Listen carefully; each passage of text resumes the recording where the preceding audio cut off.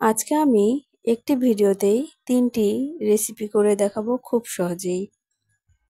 প্রথমে আমি বানিয়ে দেখাচ্ছি রোস্ট। এভাবে রোস্ট রান্না করে মেহমান আপ্যায়নে কিংবা বাসায়ও খেতে পারেন। রোস্টের মশলা ছাড়াই আজকে আমি রোস্টের রেসিপি করে দেখাবো। তো চলুন দেখে নেওয়া যাক আজকের রেসিপি। প্রথমে আমি চুলায় প্যান বসিয়ে কিছু বেরেস্তা ভেজে নিয়েছি। এখন সে বেরেস্তা ভাজা তেলেই রোস্টগুলো ভেজে নেব। আমি রোস্ট ভাজার পূর্বে কোনো মশলা দিইনি, সরাসরি মাংসটাই ভেজে নিচ্ছি। আজকে আমি রোস্ট করার জন্য মুরগির কোনো পায়ের অংশ নিইনি, সবগুলোই হাতের অংশ নিয়েছি। মাংসগুলোকে অল্প সামান্য ভেজে নেব। রোস্টটা রান্না করার জন্য এখন মশলাটা রেডি করে নেব। আমি 1 চামচ মতো দই নিয়েছি। দইটা খুব ভালোভাবে ফেটে নিচ্ছি। তারপরে আমি মশলা দিয়ে দিচ্ছি। এই মশলার ভেতরে আমি আদা, রসুন, কাঁচা মরিচ, পেঁয়াজ ও জিরা সবকিছু একসাথে পেস্ট করে নিয়েছি। আমি 4 চামচ মশলা দিয়ে দিলাম। দিয়ে খুব ভালোভাবে দইয়ের সাথে মিক্স করে নিচ্ছি। এখন দিয়ে দিচ্ছি স্বাদ মতো লবণ, 1/2 চামচ মতো মরিচের গুঁড়া, অল্প সামান্য ধনিয়া গুঁড়া, 1/2 চামচ দিয়ে দিচ্ছি গরম মশলা গুঁড়া, দিয়ে দিচ্ছি জিরা গুঁড়া, দিয়ে আবারও মশলাটাকে খুব ভালোভাবে মিক্স করে নিচ্ছি। এখন আমি মশলাগুলোকে খুব ভালোভাবে মিক্স করে এক সাইডে রেখে দিচ্ছি। রোস্ট করার আগে এভাবে মশলাগুলো রেডি করে রাখলে রান্না করার সময় খুব সহজেই রান্না করে নেওয়া যায়। দেখুন আমার মাংসগুলো রান্না শেষ, এখন তুলে নিচ্ছি। এবার মাংস ভাজা তেলে দিয়ে দিচ্ছি রেডি করে রাখা মশলাগুলো। খুব ভালোভাবে নেড়েচেড়ে ঢেকে দিচ্ছি। এভাবে আমি মশলাগুলো কিছুক্ষণ কষিয়ে নেব। মশলাগুলোতে যখন তেল ভেসে আসবে তখন আমি মাংসগুলো দিয়ে দিব। মাংসগুলো মশলার সাথে খুব ভালোভাবে মিক্স করে আবারও ঢেকে দিচ্ছি। অনবরত কিছুক্ষণ পর ঢাকনা দিয়ে ঢেকে রান্না করে নিচ্ছি।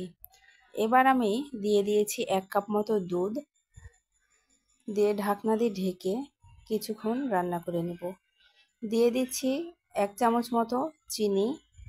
এবার ভালোভাবে নেড়ে চেড়ে ঢাকনা দিয়ে ঢেকে কিছুক্ষণ রান্না করে নিলে রেডি হয়ে গেল আজকের রেসিপি। দেখুন আমার প্রায় রান্না শেষ হয়ে এসেছে। আমি এতটুকু ঝোল রাখবো, কারণ রোস্টের ঝোল নিয়ে সবাই একটু টানাটানি করে। এইটুকু ঝোল লাগবেই। আমি যে বাটিতে সার্ভ করব সে বাটিতে একে একে আগে রোস্টগুলো তুলে নিব।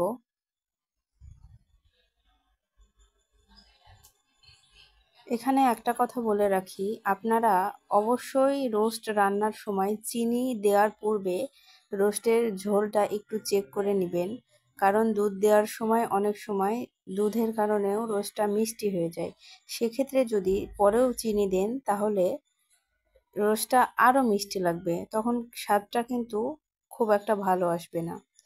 এখন আমি রোস্টের ঝোলগুলো দিয়ে দিচ্ছি। যখন রোস্টের মধ্যে সরাসরি দুধ দিতে যাবেন, দুধটা অবশ্যই গরম করে নেবেন, কারণ গরম ঝোলে যদি আপনারা ঠান্ডা দুধ দিয়ে দেন তাহলে দুধটার ছানা কেটে যাবে। তার জন্য অবশ্যই দুধটা গরম করে নেবেন, তাহলে ঝোলটা একদম পারফেক্ট হবে। আমার রোস্ট রান্না রেডি। ভিডিওটি ভালো লাগলে অবশ্যই একটি লাইক দিয়ে চ্যানেলটিকে সাবস্ক্রাইব করবেন। আমি এখন চলে যাচ্ছি দ্বিতীয় রেসিপিতে।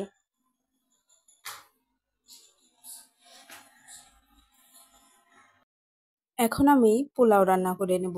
পোলাও রান্না করার জন্য আমি রাইস কুকারের গামলাতে চালটি ধুয়ে নিয়েছি। যে গামলাতে আমি চাল দিয়েছি সেই গামলাতেই ধুয়ে নিয়েছি। এখন আমি যেই মগে চাল মেপে দিয়েছি সেই মগে যতটুকু পরিমাণ চাল দিয়েছি ততটুকু পরিমাণই 2 মগে একটু কম পানি দিয়ে দিচ্ছি। যেহেতু আমি চালটাকে ধুয়ে সরাসরি তুলে দিয়েছি তার জন্য 2 মগে একটু পানি কম দিলাম।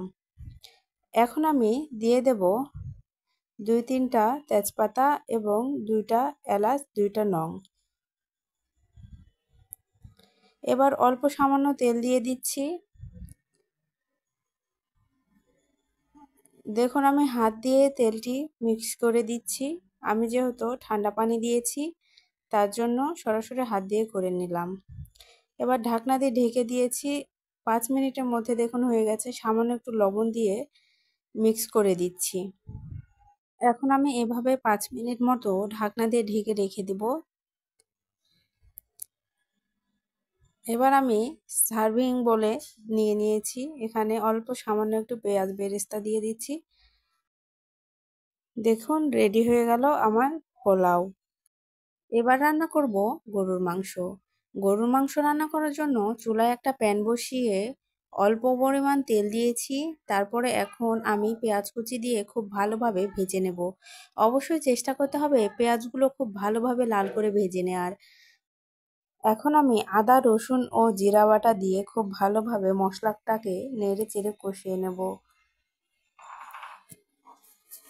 অন্য মশলা দেওয়ার আগে অবশ্যই এই মশলাটাকে ভালোভাবে কষিয়ে নিতে হবে।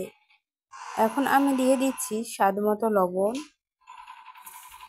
আজকে আমি একদমই অল্প মাংস রান্না করব, সেই জন্য মাংসটাকে আমি প্রেসার কুকারে 3টা মতো সিটি দিয়ে নিয়েছি। তারপরে সেই মাংসর যে অবশিষ্ট পানি ছিল মশলা কষানোর সময় সেই পানিটাই আমি দিয়ে দিচ্ছি। এবার আমি দিয়ে দিচ্ছি হলুদের গুঁড়া। হলুদের গুঁড়াটা 1 চামচে একটু কম দিয়েছি। এখন আমি দিয়ে দিচ্ছি মরিচের গুঁড়া। মরিচের গুঁড়াটা আমি 1 চামচ দিয়ে দিচ্ছি। দিয়ে সব উপকরণগুলো একসাথে খুব ভালোভাবে মিক্স করে নিচ্ছি।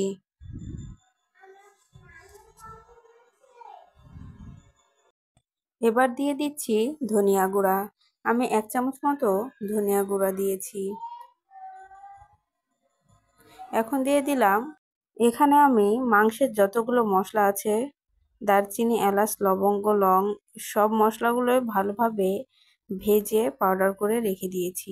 এবার আমি 4-5টা মরিচ দিয়েছি, গোটা মরিচ দিয়ে মাংসটাকে দিয়ে খুব ভালোভাবে কষিয়ে নিয়েছি। মাংসর সাথে আমি কয় পিস আলুও দিয়েছিলাম, আলুগুলোও ভালোভাবে সিদ্ধ করে নিয়েছি। এখন মাংসটা কিছুক্ষণ কষানোর পর আলুটা দিয়ে দিচ্ছি।